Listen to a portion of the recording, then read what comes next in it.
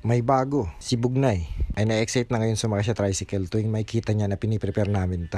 Ngayong araw, tinitesting namin ang aming teorya. Mukhang tama kami.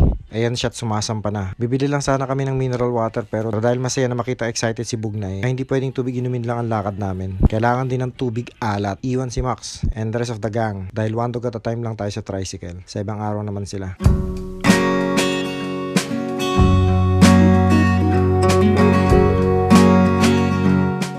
Kung hindi ka dog person ay ayos lang, pero ito ang sure.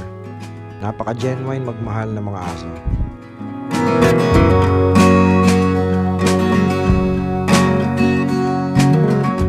Ang dagat ay isa sa mga pinakagusto ni Bugnay na activity. Nakakalungkot lang din na maalala na pareho sila ni Matet, pero may isang taon na din simula nang pumanong siya.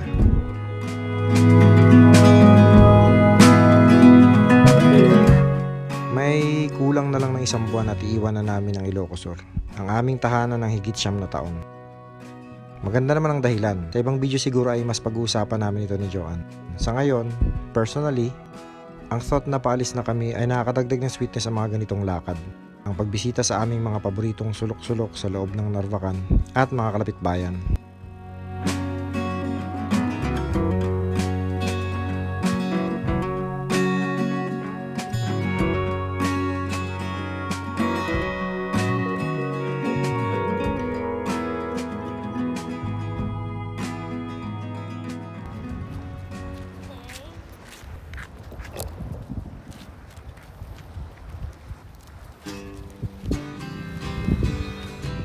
At tayo sa pantalan na luma ng Narvacan, kung saan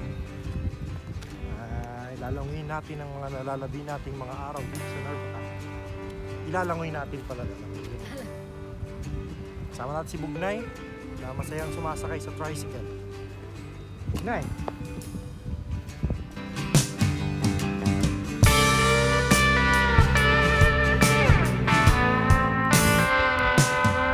Mula dito ay tanaw ang Abra. Pagka medyo mataas ang tubig, naabot siya doon, nagkakaroon ng konting ilog.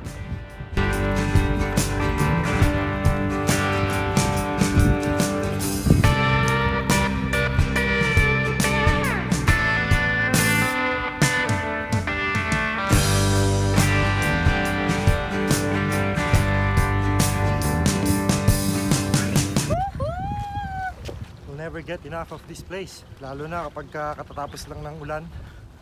Kulay blue, I mean green. Ooh. That water. Taas. Bugnay, come on.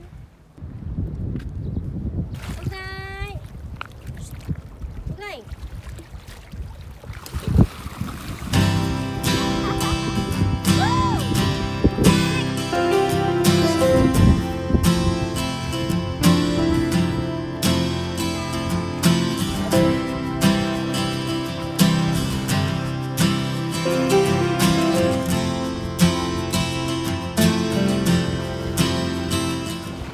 Totoo din talaga, no? Yung sinasabi na we will live differently if we know when our lives will end. Knowing na counted na ang days namin being here. Yung feeling na ito na probably ang last na pagpunta dito or doon, o pag ganito or pag ganyan sa mga lugar na to. Baka ang next ay after na ng maraming mga taon. Parang mas sentimental sa akin ang mga activities namin sa lugar na to lately. Kaya ngayon, kasama namin si Bugnay dito sa tricycle, papuntang dagat. Sinasamsam ko talaga ngayon to.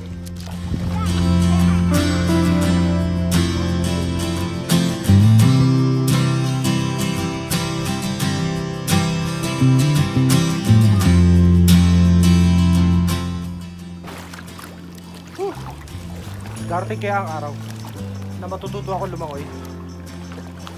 Kasi ang kaya ko lang talaga gawin ay wag malunod. Parehas naman yun, di ba? Kaya ba yun? Save lang. Ibog na yun. Taas. Bugnay! Bugnay!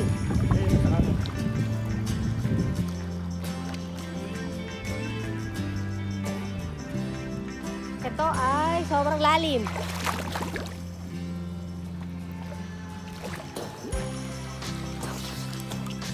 Malalim. Hindi ko abot.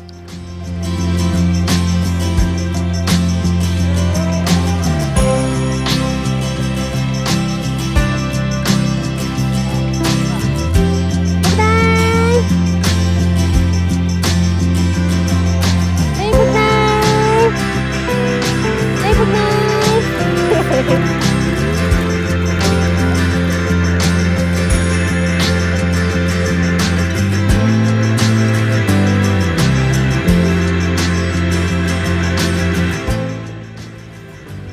Ito ko sa sirang part ng pantalon na to.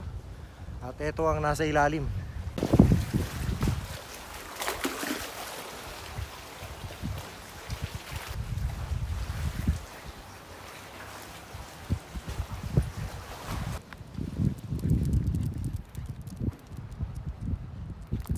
Pagod ka na, Nay? Nay? Pagod ka na, Nay? Pagod na yung bugnay ko. Love na love ko yan si bugnay eh. Magaling talaga lumangoy yan si Joanne.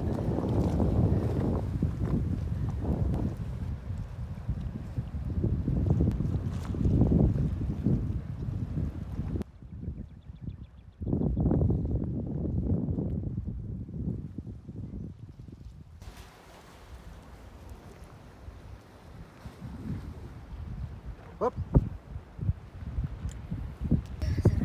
Good. Really good. Malamig sa katawan at ang sarap. Pero I wish na mas madilim or maulan para mas feel ko. Pero I still like it. Maganda rin sa side na to, kaya lang ay medyo delikado kasi pwede kang ihampas ng alon dun sa mga bato. Gusto ko yung part na to kasi ang dami niyang mga isda. Pagka nakasip ka ng pang snorkeling, makikita mo yung isda sa ilalim. And it's pretty blue, you know. I like it.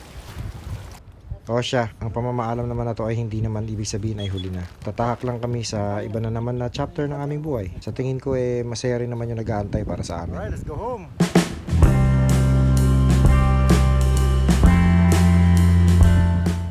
Maraming salamat. Naway nasa mabuti kang sitwasyon ng buhay mo nung napanood mo yung video na to. Cheers!